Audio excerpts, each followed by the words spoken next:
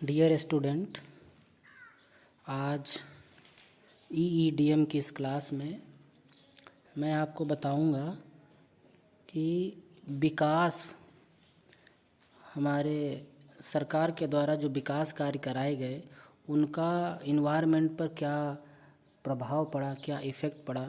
इस टॉपिक पर हम चर्चा करेंगे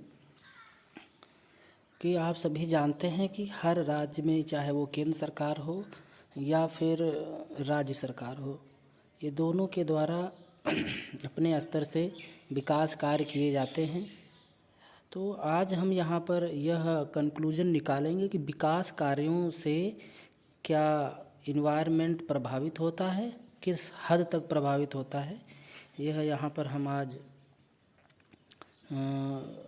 चर्चा करने का प्रयास करेंगे और सीखने का प्रयास करेंगे।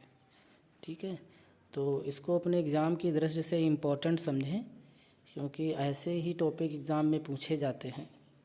तो हमारा टॉपिक क्या है, फिर से एक बार हम रिपीट करते हैं कि विकास कार्यों का पर्यावरण पर प्रभाव। ये हमारा टॉपिक है और इसी पर हम आपको आज समझाने का प्रयास करेंगे। तो विकास शब्द, इससे तो सभी लोग परिचित हैं। विकास का जो पहिया कैसे कैसे घूमता है और कुछ लोगों को रोज़गार देता है, तो उसके बैक साइड में किसी को आहत भी करता है, किसी को हानि भी पहुंचाता है, और फिर उससे हम किसी न किसी तरीके से समस्याओं से हम ग्रसित होते हैं। समस्याओं को हमें ही फेस करना पड़ता है, लेकिन वो डायरेक्टली ना होकर के इनडायरेक्टली हो जाता है। तो उस समय जब हम उससे लाभान्वित हो रहे होते हैं तो हम उसका बिल्कुल भी अपने मस्तिष्क में विचार नहीं लाते कि हमें इससे क्या हमारे ऊपर असर इसका पड़ेगा।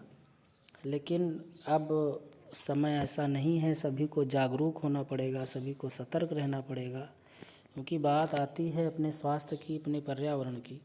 तो जब पर्यावरण की बात की जाए तो उसको आप अपने स्वास्थ्य से ही लेकर के चलें। तो मैंने क्या बताया कि जो विकास का पहिया है ये कैसे कैसे आपका चला। ठीक है, आपने देखा कि ये जो विकास था, जब प्रारंभ में, अगर हम बहुत पहले की बात, क्या आपने यदि पिताजी के पिताजी अर्थात अपने दादाजी के समय की यदि बात करें तो वहाँ पर, कि हम उस समय सभी लोग छोटे होंगे, हम लोग छोटे थे उस समय, और तब हम देखते थे कि गांव में इतनी ज़्यादा कुछ उन्नति खुशहाली थी, लेकिन उन्नति इतनी ज़्यादा नहीं थी। लोगों को परिश्रम मेहनत काफ़ी ज़्यादा करना पड़ता था।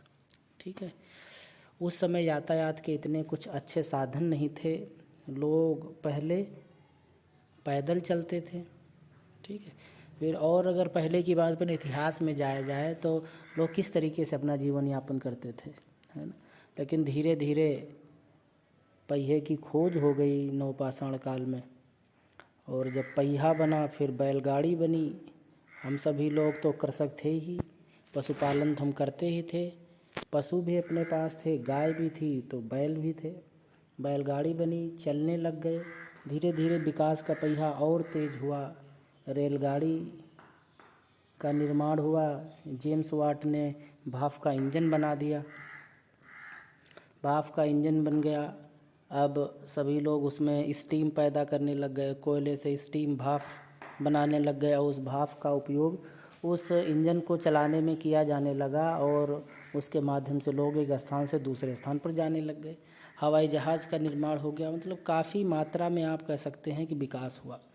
लेकिन विकास के साथ साथ हमने यह कभी नहीं सोचा कि इस विकास से दूसरे रास्ते जो हमको हानियाँ प्राप्त होंगी, उनके जो इफ़ेक्ट होंगे, उनसे हमारा इन्वायरमेंट भी प्रभावित होगा। ठीक है, खेती और जो सिंचाई के साधन थे उसमें भी काफ़ी ज़्यादा वृद्धि हुई। लोग पहले सिंचाई करते थे, रहट होता था, रहट के माध्यम से सिंचाई करते थे। बैलों को घुमा घुमा करके घुमाते थे चारों तरफ, नीचे से पानी आता था, फिर वो खेतों और नाली में जा कर के पलटता था, रहट उसको बोलते थे। हाँ, बेड़ियाँ होती थी, लोग इकट्ठा पानी को अपने खेतों पर ऊंचाई पर उसको फेंक फेंक करके उठा उठा के डाल डाल करके उसे सिंचाई करते थे। तो बहुत ज़्यादा सिंचाई के साथ अब क्या है, अब तो बस एक बटन दबाओ, नलकूप के संसाधन हैं। सरकारों ने भी योजनाएं चला दी हैं कि नलकूप बना दिए हैं और उसके प्रयोग से सभी लोग अच्छी तरीके से सिंचाई कर रहे हैं। तो डेवलपमेंट बहुत सारा हुआ है अब शहरों का विकास हुआ। गांव के लोगों को जब लगा कि हमारा आर्थिक जीवन पिछड़ रहा है, सभी बड़े लोग शहर में रह रहे हैं, उनको शहर में जाना चाहिए। जब रोज़गार नहीं मिला तो शहर की तरफ पलायन करने लगे, क्योंकि शहर में सभी संसाधन आसानी से उपलब्ध थे, हर चीज़ उनको मिल जाती थी। तो ये चीज़ें आपने देखी कि विकास कैसे कैसे हुआ। तो जब विकास हुआ है ना, तब आपको पता है कि समस्याएं उत्पन्न हुई हैं। तो सबसे पहला जो विकास का जो मुद्दा है, जिसको हम सामने लेकर के चलेंगे, जिसको हम कहते हैं सिंचाई, क्योंकि हम कृषि प्रधान देश में रहते हैं और हमारा जो उस समय का जो मुख्य जो हमारा व्यवसाय था वो कृषि था। और कृषि कैसे करेंगे, तो जब पानी होगा तभी तो हम अच्छी तरीके से कृषि कर पाएंगे। तो कृषि के लिए सरकार ने व्यवस्था बनाई सिंचाई के लिए कि नहरें बनवा दी, नहरों से सिंचाई करने लगे, नलकूप की व्यवस्था हुई, नलकूप से सिंचाई करने लग गए। अच्छी बात है। कहते हैं कि भारतीय अर्थव्यवस्था का आधार ही हमारा कृषि है, जिसका सकल घरेलू उत्पाद में योगदान लगभग 25% है। जो जीडीपी है हमारी, जो अभी विगत काफ़ी समय से गिरती हुई जा रही है, जीडीपी की जो ग्रोथ रेट है, तो इसमें ग्रॉस डोमेस्टिक प्रोडक्ट, इसमें कृषि का योगदान 25% है, लगभग 25% है। ठीक है।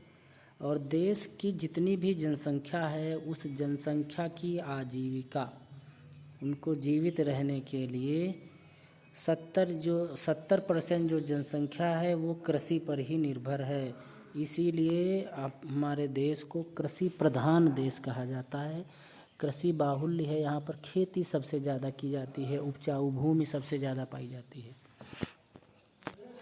ठीक है। तो उपजाऊ भूमि ज़्यादा होने की वजह से यहाँ के लोग अच्छी खेती करते हैं, और अगर खेती अच्छी ना होती और जनसंख्या हमारे देश की तो बढ़ती जा रही है, तो सभी लोग बहुत ज़्यादा परेशान होने वाले थे। ठीक है।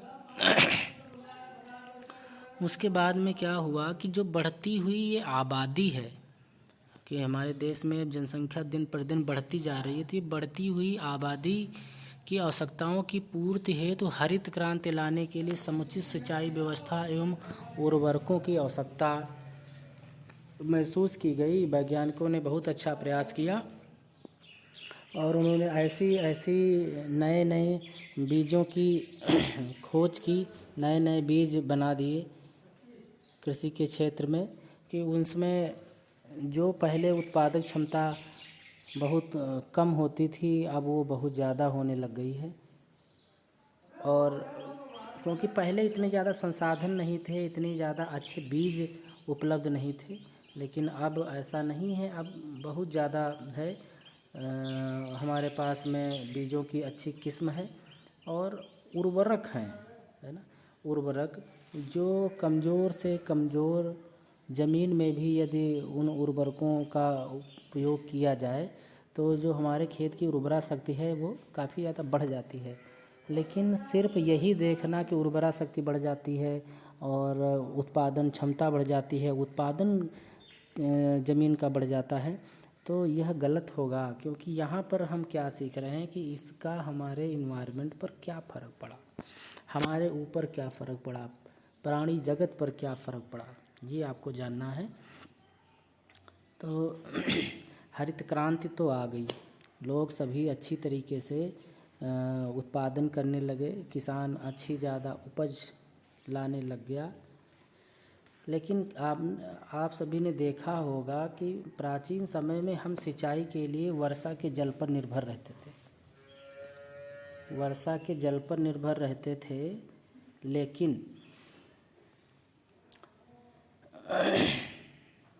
जो वर्षा है यह एक प्राकृतिक क्रिया है, इसमें हम हस्तक्षेप नहीं कर सकते, ना ही हम अपनी इच्छा के अनुसार हम इसमें किसी भी समय बारिश करवा सकते हैं।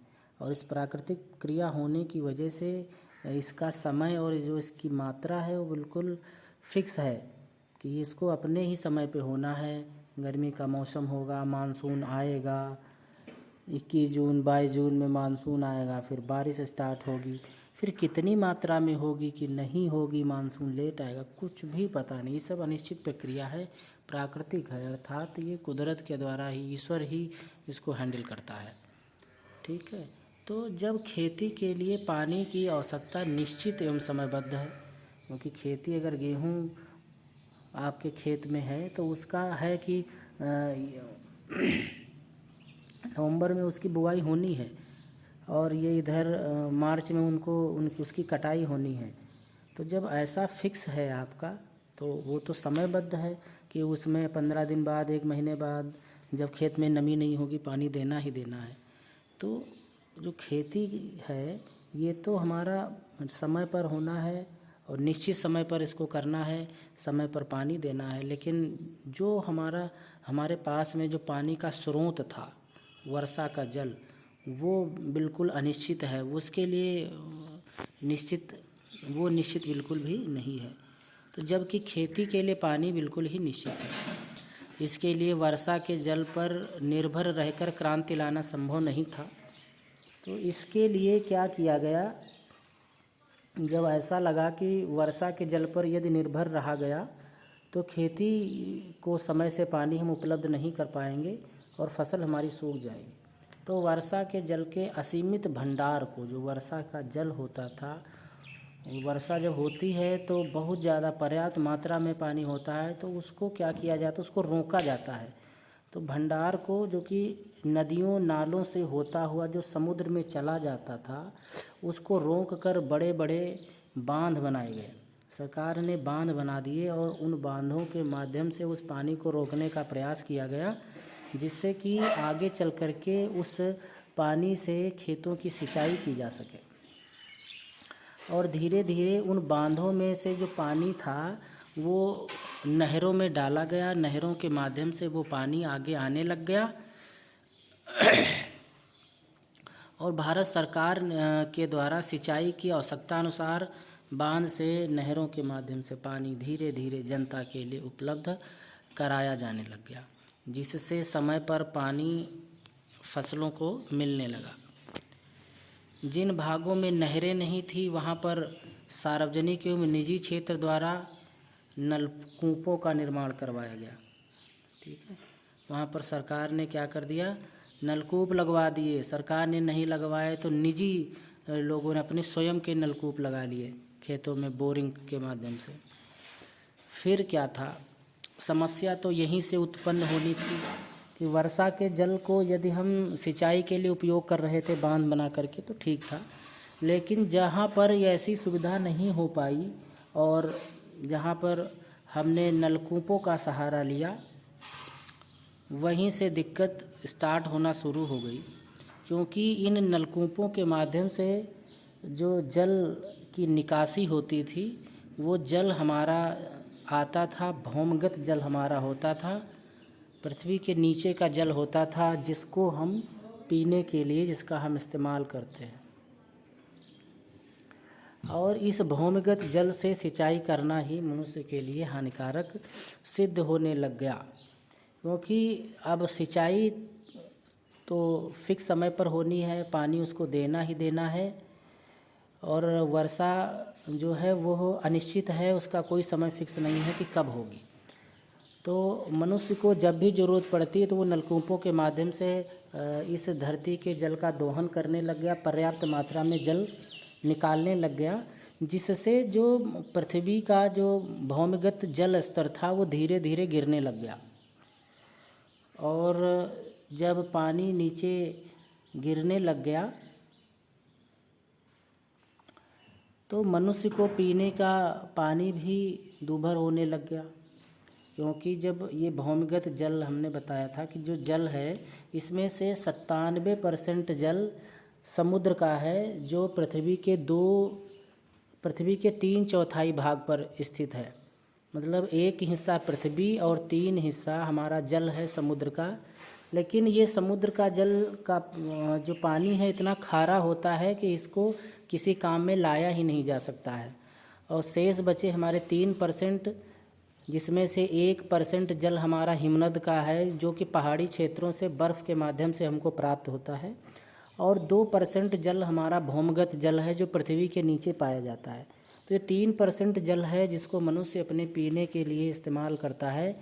अब उसी जल में से जो किसान था, उस किसान ने जब पानी की उपलब्धता ना हुई तो नलकूपों के माध्यम से उसका दोहन प्रारंभ कर दिया।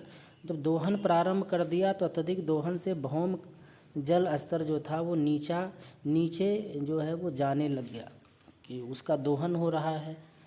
और जब दोहन हो रहा है और जो उसका वाटर लेवल जो है उसको बढ़ाने के लिए कोई ख़ास प्रयास नहीं किया जा रहा है। तो जब ऐसा होने लग गया तो जो कुएं थे, ट्यूबवेल थे, तो आदि में पानी की कमी होने लग गई और मनुष्य को पीने का पानी भी काफ़ी कम मात्रा में उपलब्ध होने लग गया। तो इस भौम जल का सिंचाई हेतु प्रयोग सीमित ही रखना चाहिए। यहीं पर यही स्पष्ट करना चाह रहे हैं जो यह विकास है कि हम हरित क्रांति लाएंगे, तो हरित क्रांति के लिए जो हम दोहन कर रहे हैं इस भौम जल का, यह हमारे लिए अभिशाप है। क्योंकि अगर हम संपूर्ण जल को सिर्फ़ और सिर्फ इस सिंचाई में लगा देंगे तो यह हम फिर पीने के लिए पर्याप्त जल कहाँ से लाएंगे। इसके लिए आवश्यक है कि वर्षा का जो जल है उस समय वर्षा जल को कृत्रिम जलाशयों में संचित किया जाए और इसी जल से बाद में सिंचाई की जाए। सरकार को कुछ ऐसे विकास कार्य करने चाहिए, ऐसे जलाशय बनवाने चाहिए कि जिसमें कि इस वर्षा के जल को रोका जाए और आवश्यकता पड़ने पर उसी जल से सिंचाई की जाए। या फिर यदि उस जल से सिंचाई नहीं हो पाएगी तो जब वो पानी एक जगह पर स्टोर होगा तो वो धीरे धीरे पृथ्वी के अंदर जाएगा और हमारा उस क्षेत्र का जो भौम जल स्तर है वो भी हमारा बढ़ेगा। ठीक है, तो भौम जल स्तर बढ़ाने के लिए भी पानी इस वर्षा के जल को रोकना बेहद आवश्यक है। जब ये वर्षा का जल रुकेगा तो हमारा भौम स्तर जो है वो धीरे धीरे बढ़ सकता है। बढ़ता इसलिए नहीं है क्योंकि हर जगह पक्की सड़कों की व्यवस्था है, हर लोग पक्के घरों का निर्माण करते हैं, मिट्टी इतनी ज़्यादा ठोस हो चुकी है, पानी का बहाव जो है वो सीधा ऊपर स्तर से निम्न स्तर को चला जाते धीरे धीरे नदियों नालों के माध्यम से नहरों में, फिर लास्ट में जाकर के समुद्र की तरफ ये प्रस्थान कर जाता है और यह पृथ्वी में सोखने ही नहीं पाता है। और अगर कहीं पर थोड़ा बहुत इसको हम रोकने का प्रयास भी करते हैं तो ये वाष्पन के माध्यम से यह वहाँ से धीरे धीरे समाप्त हो जाता है। तो यह एक बहुत बड़ी जटिल समस्या बनने वाली है और इस दिशा में सरकार को काफ़ी ज़्यादा विचार करने का प्रयास करना चाहिए। क्योंकि यदि हम इस तरह से विकास कार्य करने लगे, हरित क्रांति पर विचार करने लगे, तो मनुष्य को पीने योग्य जल भी नहीं मिलेगा और जब पीने योग्य जल नहीं मिलेगा तो मनुष्य बदहाल और बद से बदतर हो जाएगा, मनुष्य परेशान रहेगा। इसलिए सभी को यह ध्यान रखना है, सभी को यह सोचना है कि हम इस भौम जल को कैसे बचाएं, इस पानी को बेकार होने से सभी को रोकना है। दूसरा कारण है शहरीकरण। शहरीकरण का क्या प्रभाव पड़ा? शहरीकरण को बढ़ावा देने से, शहरीकरण होने से इन्वायरमेंट पर क्या असर पड़ा? आप देखते हैं कि हमारे देश की जनसंख्या दिन प्रतिदिन बढ़ती जा रही है और इस बढ़ती हुई जनसंख्या के कारण संसाधन कम होते जा रहे हैं और जब संसाधन कम होते हैं ठीक है। संसाधन जब कम होते हैं, ज़रूरतें ज़्यादा होती हैं, लोग परेशान होने लग जाते हैं। ठीक है। और बेरोज़गारी बढ़ती जा रही है, लोगों को रोज़गार नहीं मिल रहा है। तो जब रोज़गार नहीं मिला और गरीबी बढ़ने लग गई, तो जो ग्रामीण लोग थे उन्होंने अपने जीवन को चलाने के लिए अपने जो गांव का जीवन था उसको छोड़ दिया। उसको छोड़ना ही उन्होंने उचित समझा और वो उन्होंने सोचा कि रोज़गार एवं आराम के लिए चलो शहर की तरफ पलायन करते हैं और वहीं पर अच्छा किसी कंपनी में काम करेंगे, पैसे होंगे तो अपने हम बाल बच्चों को और माँ बाप को अच्छा जीवन दे पाएंगे, उनको सुविधाएं दे पाएंगे। क्योंकि सभी संसाधन जो है शहरों में हैं, हॉस्पिटल हैं, बच्चों के पढ़ने के लिए अस्पताल हैं, हर चीज़ उपलब्ध है। तो जब ग्रामीण में रहने वाला जब लोग इतना परेशान हो गया तो वो शहर की तरफ चल दिया, जिससे कि जो शहर की जो आबादी थी वो तेज़ी से बढ़ने लगी। क्योंकि जब लोग अपने जीवन को चलाने के लिए, जीविका को चलाने के लिए सभी लोग शहर को ही जाएंगे तो फिर आबादी बढ़नी है। जहाँ पर आबादी सीमित थी अब वहाँ पर दिन पर दिन आबादी बढ़ने लगी। अब आबादी बढ़ेगी तो लोगों को खाने के लिए सामग्री चाहिए, रहने के लिए घर चाहिए। अब लोग कहाँ रहेंगे? अब जब रहने की बात आती है तो अब क्या होगा कि जहाँ जंगल है उनको काटा जाएगा, उनको काट करके वहाँ पर घर बनाए जाएंगे, घर बनेंगे, ऑक्सीजन की इन्वायरमेंट में कमी होगी, लोग सांस किस तरीके से लेंगे? तो जब लोग शहरों में आने लग गए, जनसंख्या उनकी बढ़ने लग गई, जिससे कि शहर में जितने भी उपलब्ध संसाधन थे वो भी अब पर्याप्त नहीं रहने लग गए। तो शहरों में क्या हो गया कि वाहनों का शोर तो था ही, अब और ज़्यादा शोर होने लग गया, पॉल्यूशन होने लग गया। अब लोग जब ज़्यादा होंगे तो फिर धुआं भी होगा, कचरा भी होगा, गंदगी भी होगी। अब उद्योगों से निकलने वाला धुआं और जो गंदा पानी है वो जब जा कर के नालियों में होता हुआ खाली स्थानों पर फैलेगा, जगह जगह पर कूड़े के ढेर आपको मिलेंगे। और जो सीवर हैं, क्योंकि अब लोग इतने ज़्यादा हो चुके हैं, इतना पानी है, इतनी गंदगी है, सीवर भी आपके जाम हो गए, ख़राब हो जाएंगे। जल आपूर्ति भी जिस तरीके से आप सोचते थे वो भी नहीं हो पाएगी, क्योंकि अब सीमित लोगों की जगह पर अब असीमित लोगों की संख्या वहाँ पर हो गई है। तो इससे समस्याएं बहुत ज़्यादा आने लग गई, लोग परेशान होने लग गए, जिसके कारण क्या हुआ कि जो शहरों का जो स्तर था वो भी बिगड़ता चला गया। क्योंकि ये कचरा, गंदगी, पानी तो शोरगुल, इससे शहर में भी जो पॉल्यूशन था वो बढ़ने लग गया। ठीक है। तो शहरीकरण भी एक बहुत बड़ा बढ़ावा है हमारे इन्वायरमेंट को ख़राब करने का। कैसे? नंबर एक ये कि जब लोग वहाँ पर जाएंगे, जब लोग शहर को पहुँचेंगे तो क्या होगा, वहाँ पर जनसंख्या बढ़ेगी, जनसंख्या बढ़ेगी। अब वहाँ पर हर चीज़ की डिमांड आप चाहिए, गाड़ियाँ, लोग जब वहाँ पर जाएंगे पैसा कमाएंगे कंपनियों में तो गाड़ी खरीदेंगे, गाड़ी खरीदेंगे तो ध्वनि प्रदूषण होगा, उससे फिर जो तेल गाड़ी में पड़ेगा उससे भी पॉल्यूशन भी फैलेगा। ठीक है। और फिर गंदगी भी होगी, फिर लोग रहेंगे, रहने के लिए फिर घर बनेंगे, घर बनेंगे तो पेड़ों की कटाई होगी, और जब पेड़ों की कटाई होगी तो फिर कार्बन डाइऑक्साइड का अवशोषण कौन करेगा और ऑक्सीजन हमको कहाँ से मिलेगी? और उसके बाद में आप देखते हैं जो बिल्डिंगें, इतनी लंबी लंबी बिल्डिंगें बनती जा रही हैं, सरकार इन पर कोई इतना ज़्यादा प्रतिबंध नहीं लगा रही है। हर तरफ कंस्ट्रक्शन का काम चल रहा है, हर तरफ धूल ही धूल है, और जिससे इन्वायरमेंट काफ़ी ज़्यादा दूषित होता जा रहा है।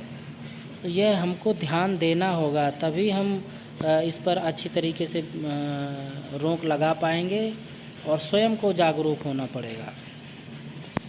इसके लिए कुछ आंकड़े आपके सामने हम प्रस्तुत करते हैं जनसंख्या के, कि मुंबई शहर है, उसमें 1975 में 9.3 मिलियन आबादी थी, लेकिन 2000 में, सन 2000 में यह आबादी 17 मिलियन हो गई है। ठीक है। कोलकाता में 8.5 मिलियन थी, जो कि यह 16.7 मिलियन जनसंख्या हो गई है। अब यह आप देखिए कि यह किस तरीके से स्तर जनसंख्या का बढ़ रहा है, लोगों का किस तरीके से पलायन हो रहा है कि आप अनुमान लगा सकते हैं कि 25 साल में लोग कितना ज़्यादा एक स्थान से गाँवों को छोड़ करके शहरों में पलायन कर गए।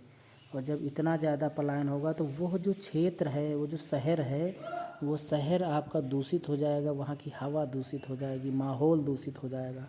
वहाँ पर बीमारियों का आप कह सकते हैं कि बीमारियों का अड्डा बन जाएगा वो। ठीक है। तो इससे कौन कौन से कारण उत्पन्न होंगे? गंदगी होना ही होना है ना। पर्यावरण दूषित होगा, ध्वनि प्रदूषण होगा, हवा शुद्ध वायु की कमी होगी। ये कारण आपके शहरीकरण से होने वाले हैं। चेन्नई में आप देखिए 1975 में 7.8 मिलियन आबादी थी, जो कि 2000 में 12.9 मिलियन हो गई। नई दिल्ली में 7.2 मिलियन आबादी थी, जो कि ये 2000 का आंकड़ा है। 2000 में ये 11.7 मिलियन थी, और तो बहुत ज़्यादा दिल्ली की आबादी हो गई है। तीसरा है राजमार्ग या सड़क विकास। राजमार्ग और सड़क विकास के द्वारा कैसी कैसी समस्याएं उत्पन्न हुई, इसका हम आकलन करेंगे। और ये सब विकास कार्य है। सड़कों की व्यवस्था जो है सरकारें करती हैं, राज्य सरकार, केंद्र सरकार सड़कें बनवाती है। तो सरकार को अच्छी तरीके से अपना जो है थोड़ी सी अच्छी प्लानिंग के साथ में, अच्छी योजनाओं के साथ में अमली जामा पहनाना होगा, तभी हमारे इन्वायरमेंट को शुद्ध होने से रोका जा सकता है। और एक इसमें बहुत बड़ा योगदान होगा कि यदि लोगों को जागरूक किया जाए, लोगों को शिक्षित किया जाए। ठीक है।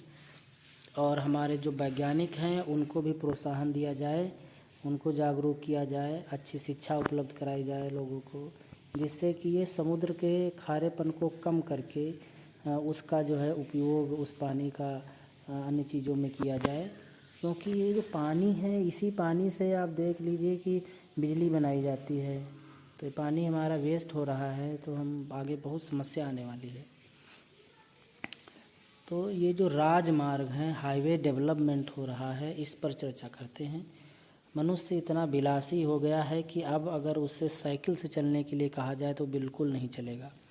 मोटरसाइकिल, 4 व्हीलर, एरोप्लेन, ट्रेन, इतना ज़्यादा विलासी हो गया है कि उसको अब यातायात के लिए जो नए नए संसाधन हैं वो चाहिए।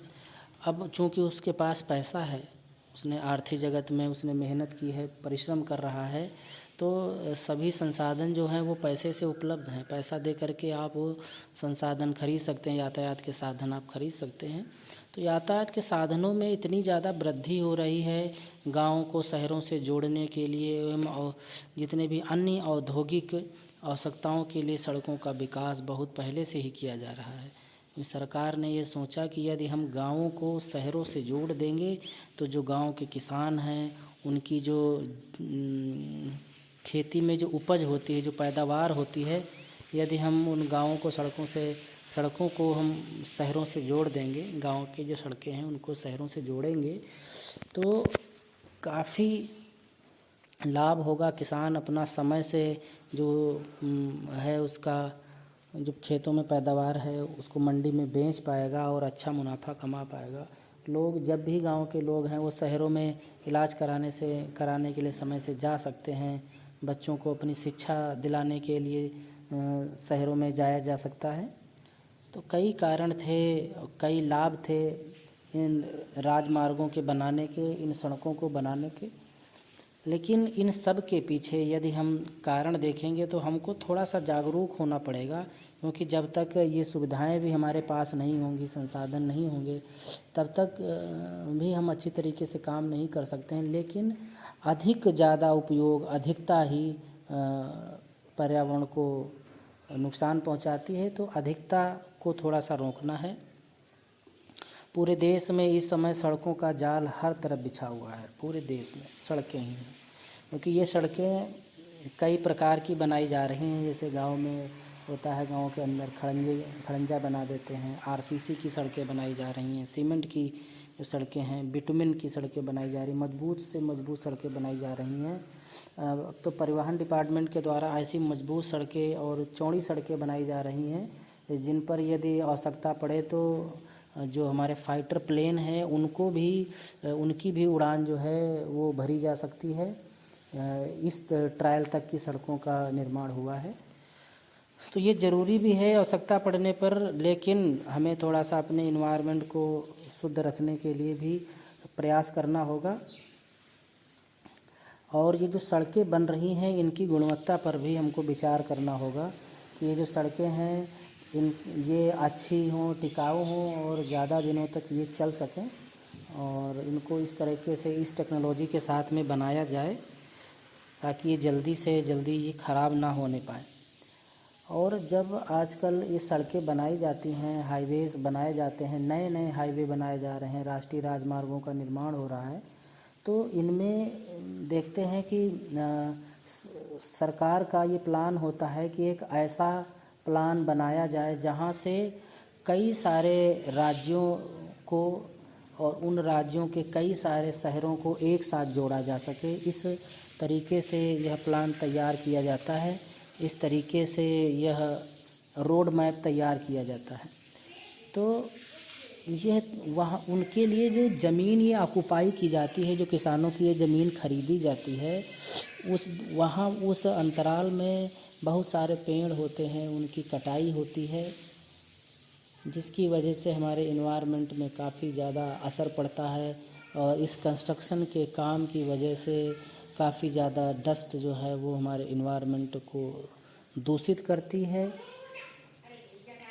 तो ये बातें अच्छी तरीके से ध्यान रखने वाली हैं, क्योंकि ये जो गुणवत्ता की बात है कि यदि एक बार अगर सड़क बन रही है तो वो काफ़ी दिनों तक चलनी चाहिए। ऐसी अथॉरिटी को ध्यान देना चाहिए, ऐसे नियम कानून बनने चाहिए, क्योंकि यदि बार बार ये सड़कें बनाई जाएंगी तो उनको बनाने में पैसा भी वेस्ट होता है, समय वेस्ट होता है।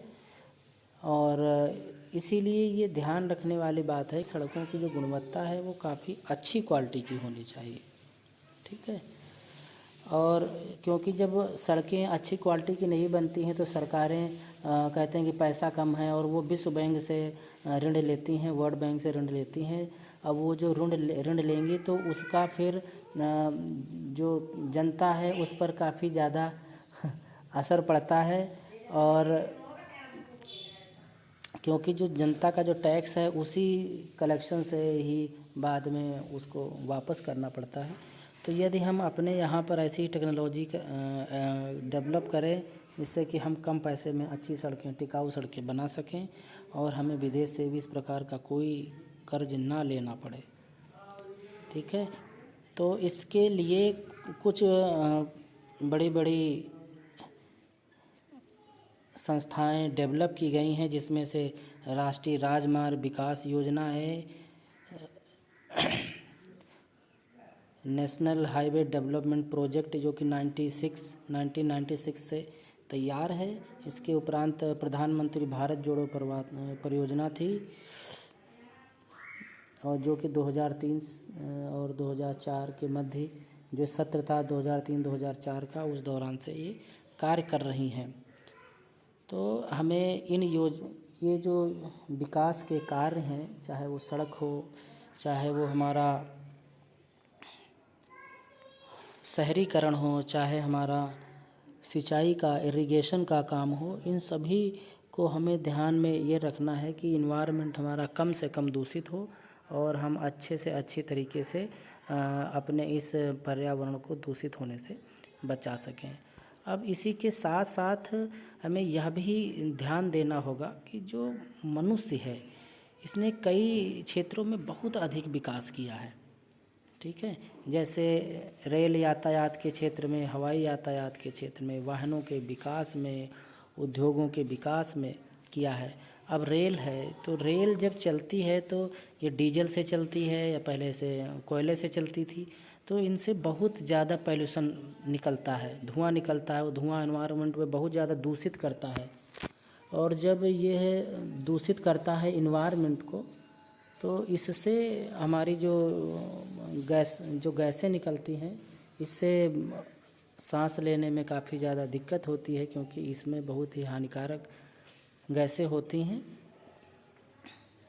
तो इन सब का विशेष तौर से ध्यान देना है। तो यहाँ पर मैं आपको जो बता रहा था कि जो रेल यातायात के संसाधन हैं, वायु यातायात के संसाधन हैं, या जितने भी अन्य वाहन हैं, इनसे निकलने वाला जो ये धुआं है जो गाड़ी से निकलता है, इसमें कुछ ऐसी टेक्नोलॉजी डेवलप करनी चाहिए कि इसमें जो धुआं बाहर निकले तो इसमें कुछ ऐसी किट सिस्टम होना चाहिए कि वो धुआं फिल्टर होने के पश्चात ही किट के माध्यम से निकले, और उसके जो पॉल्यूटेड कण हैं वो उस डिवाइस के अंदर ही पहले से ही प्योरीफाई हो जाए वो धुआं, फिर वो बाहर निकलना चाहिए, जिससे कि इन्वायरमेंट को कम हानि हो, और जो वायुमंडल की जो हवा है, शुद्ध हवा है, वो दूषित ना होने पाए। क्योंकि रेल का जो इंजन है, अब इससे आप देखते हैं कि जो डीजल इंजन हैं जिनसे, तो उनसे काफ़ी ज़्यादा धुआं निकलता है। तो उसमें कुछ ऐसा सिस्टम होना चाहिए कि जिससे कि इसमें पोल्यूशन को कम किया जा सके। और जैसे कि सरकार नई नई पॉलिसीज़ लाती रहती है कि जितनी भी 4 व्हीलर 2 व्हीलर की बाइक है, उनको समय समय पर जो पुरानी हो जाती हैं उनको बंद करने के आदेश होते हैं, तो उनका भी कड़ाई से पालन होना चाहिए। क्योंकि वो गाड़ियाँ जो बहुत ज़्यादा पोल्यूशन देने लगी हैं या अपने टाइमिंग टेन्योर को पूरा कर चुकी हैं, तो उनको पूरी तरीके से बंद कर देना चाहिए। उनको परिवहन विभाग को सख्ती से ये नियम लागू करना चाहिए। क्योंकि जब तक ये हमारे पास में विकास योजनाएं नहीं होंगी, तब तक हम उन योजनाओं का लाभ नहीं उठा सकते, और लाभ यदि हम नहीं उठाएंगे तो हम काफ़ी ज़्यादा पीछे रह जाएंगे। और दूसरी तरफ जो हमारा पर्यावरण है वो भी, उसको भी नुकसान होगा। तो हमें इन दोनों में इस प्रकार से सामंजस्य बिठाना है कि पर्यावरण भी हमारा दूषित ना हो, और जो हमारे औद्योगिक उद्योग हैं वो भी हमारे प्रभावित ना हो। क्योंकि अगर उद्योग जगत नहीं रहेगा तो हम अपनी आर्थिक आवश्यकताओं की पूर्ति के लिए, अपनी आवश्यकताओं की पूर्ति के लिए हम पैसे का उत्पादन कैसे करेंगे। तो यदि हम चाहें कि हमारा औद्योगिकरण भी है वो भी साथ साथ चलता रहे, और जो हमारा इन्वायरमेंट है वो भी यदि साथ साथ हम चाहते हैं कि वो भी हमारा सुरक्षित रहे, और उसमें कोई भी पोल्यूशन ना हो, कोई भी प्रकार की कोई ऐसी गैसें, जहरीली गैसें ना हो, तो हमें थोड़ा सा सामंजस्य बना करके रखना होगा दोनों में। क्योंकि आप देखते हैं जितने भी वाहन हैं इनसे धुआं निकलता है, जिससे कि हमारा जो वायुमंडल है वो हमारा काफ़ी ज़्यादा प्रदूषित हो रहा है, और इनसे जो शोर होता है जिससे कि हमारा ध्वनि प्रदूषण होता है, हॉर्न्स लोग बजाते हैं तो काफ़ी ज़्यादा मुश्किल हो जाता है। और साथ ही साथ हम देखते हैं कि जो उद्योग हैं इनमें जो चिमनियाँ लगी रहती हैं, उन चिमनियों से बहुत ज़्यादा धुआं निकलता है, और वो धुआं आगे जा कर के हमारे वायुमंडल को दूषित करता है, और जहरीली गैसें उनमें मिक्स हो जाती हैं, और जब हम उसको सांस लेते हैं तो वो हमारी फेफड़ों में अंदर जा कर के उनको नुकसान करता है। तो थोड़ा सा ध्यान देना होगा कि इस धुएं को थोड़ा सा प्योरीफाई किया जाए, से जो कानून बने हैं उनको सख्ती से उनका पालन कराया जाए, जिससे कि लोग अच्छी तरीके से, है ना, अच्छी तरीके से काम करें और जो औद्योगिक कंपनियां हैं वो अच्छी तरीके से काम करें। इन औद्योगिक कंपनियों से इतना ज़्यादा दूषित जल निकलता है जो कि शुद्ध जल है, जब वो नदियों का शुद्ध जल है उसमें जा कर के मिलता है तो काफ़ी ज़्यादा उसमें उनको प्रदूषित करता है और उस जल को, शुद्ध जल को जहरीला बना देता है, जिससे कि लोग जब उनका इस्तेमाल करते हैं तो काफ़ी दिक्कत आती है। जानवर जो है उसमें उस पानी को पीते हैं तो वो बीमार पड़ जाते हैं। तो ये जो शहरीकरण के बढ़ने से जो उपजाऊ भूमि पर मकान बनाए जा रहे हैं, इनसे भी हमारी खेतिहर भूमि जो है वो कम होती जा रही है। क्योंकि जनसंख्या बढ़ रही है और जब जनसंख्या बढ़ रही है तो लोगों को रहने के लिए घर चाहिए, आवास चाहिए। क्योंकि हमारे पास पैसा है, हम औद्योगिक क्षेत्र में काम करते हैं, मेहनत करते हैं तो पैसा कमाते हैं, तो हम अच्छा रहने के लिए घर चाहिए। तो हमने आपको बताया था पिछली क्लास में कि यदि हम अपने पर्यावरण को शुद्ध रखना चाहते हैं तो हमें संयुक्त परिवार प्रणाली को अपनाना होगा कि एक ही घर में कई सारे लोग यदि हम रहें और हर व्यक्ति रहने के लिए अलग अलग घर की डिमांड ना करे। अलग अलग मंजिला घर आप थोड़े ऊंचे बना लो, 2 मंजिल 3 मंजिल के घर बना लो आप, जिनसे कि हम अलग अलग जब नहीं रहेंगे तो हमें कम घरों की ज़रूरत नहीं पड़ेगी और हम उन्हीं घरों में रह सकते हैं और एक संयुक्त परिवार के रूप में रह सकते हैं, साथ में मिलजुल करके रह सकते हैं। तो हमें ऐसा करना होगा। जब ऐसा हम करेंगे तो जो हमारी उपजाऊ भूमि है उसमें हमें घर नहीं बनाना होगा, उसमें किसान अच्छे से खेती करेगा और फसल पैदा करेगा। तो जो हमारी खेती योग्य भूमि है वो भी हमारी बेकार नहीं होगी। और जो लोग जंगलों की कटाई कर रहे हैं, जंगलों की कटाई पर भी हमको रोक लगाना होगा, क्योंकि जंगलों की कटाई यदि इसी प्रकार से निरंतर होती रही तो जो वर्षा है यह होना ही बंद हो जाएगा, है ना। इसीलिए हम देखते हैं कि वर्षा का जो समय है ये अनिश्चित हो गया है, या वर्षा की जो मात्रा थी वो भी कम हो गई है, उस स्तर से वर्षा होती ही नहीं है, जिसकी वजह से हमारा जो भौम जल स्तर है वो भी कम होता जा रहा है।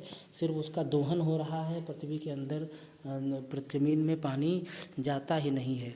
तो जिसकी वजह से हम देखते हैं कि ये काफ़ी ज़्यादा पर्यावरण का जो संतुलन है वो बिगड़ता जा रहा है।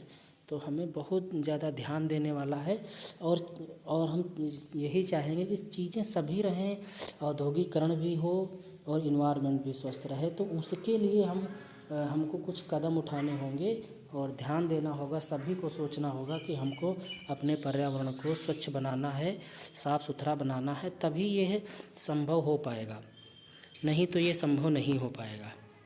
ठीक है, तो यहाँ पर हमने आपको कुछ बातें बताई हैं, तो आपको ये थोड़ा सा समझ में आया होगा।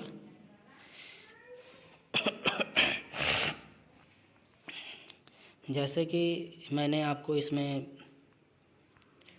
सिंचाई के बारे में बताया है कि सिंचाई किस तरीके से हमको प्रभावित करती है। क्योंकि मुख्य क्या है, मुख्य हमारे लिए जल, मुख्य जल है, और जल को यदि हम भौम जल का इस्तेमाल करेंगे तो हमें दिक्कत होगी। ये आपको यहाँ पर ध्यान रखना है, ठीक है, कि जल का स्तर जो है वो हमें कम नहीं होने देना है। नहीं तो आप देखिए राजस्थान जैसे क्षेत्र के जो लोग हैं, वहाँ के राज्य के लोग हैं, काफ़ी ज़्यादा पानी की समस्या से पीड़ित हैं। वहाँ पर पीने योग्य जल की बहुत ज़्यादा दिक्कत है। और उसके बाद में जो हमने बताया शहरीकरण, कि शहरीकरण को भी थोड़ा सा हमें कम करना होगा और हमें अपने गांव में ही नए संसाधनों की खोज करनी होगी। जो औद्योगिकरण है उसको अपने गांव के पास में यदि हम डेवलप करें तो हमें लगता है कि जो नए नए लोग हैं उनको सोचना होगा कि लोग बड़े बड़े शहरों में जा कर के वहाँ पर रुकते हैं। क्यों वहाँ जाते हैं? क्योंकि वहाँ पर औद्योगिक क्षेत्र है, कंपनियाँ हैं, जिससे कि लोग वहाँ पर रुक सकते हैं, रुक करके वहाँ पर अपने जीवन यापन हेतु परिश्रम करते हैं। तो जो न्यू कमर्स लोग हैं, जो नया बिजनेस स्टार्ट करना चाहते हैं, वो ग्रामीण क्षेत्र में ऐसा करें जिससे कि एक स्थान पर कंपनियां नहीं होंगी, अलग अलग क्षेत्रों में कंपनियां होंगी। एक स्थान पर बहुत सारा पोल्यूशन भी नहीं होगा और लोग शहर की तरफ नहीं भागेंगे और वहाँ पर सीमित लोग रुकेंगे। संसाधन भी इतने ज़्यादा, हमको वहाँ संसाधनों की भी कमी नहीं होगी और हमारा जो पोल्यूशन है वो काफ़ी ज़्यादा कम होगा। तो सब कुछ होगा, सब लेकिन करने से होगा। और आप सभी युवा छात्र हैं तो आप पढ़ें और थोड़ा सा जो भी पढ़ाई करें उसको थोड़ा सा ये देखें कि इसका बेनिफिट क्या है। तो बेनिफिट ये है कि हम सब कुछ हासिल कर लेंगे, लेकिन यदि हमारे पास में स्वस्थ इन्वायरमेंट नहीं होगा, पर्यावरण हमारा स्वस्थ नहीं होगा, तो हम क्या कर सकते हैं? कुछ नहीं कर पाएंगे। लोग परेशान ही रहेंगे, बीमारियों के साथ में लोगों को जीना पड़ेगा। तो इसलिए ये बेहद आवश्यक है कि हमको इन सभी चीज़ों को समझना पड़ेगा, तभी हम अपने इन्वायरमेंट को स्वस्थ, सुंदर, हेल्थी बना पाएंगे। ठीक है, तो आज की इस क्लास में मैंने जो आपको समझाने का प्रयास किया है, आशा करता हूँ कि आप सभी लोगों ने अच्छी तरीके से इसको समझा होगा। तो आज की इस क्लास को यहीं पर वाइंड अप करते हैं। मिलते हैं फिर कल आपसे एक नई क्लास में एक नई टॉपिक के साथ में। तब तक आप लोग अपना ध्यान रखें, घर पर ही रहें, स्वस्थ रहें।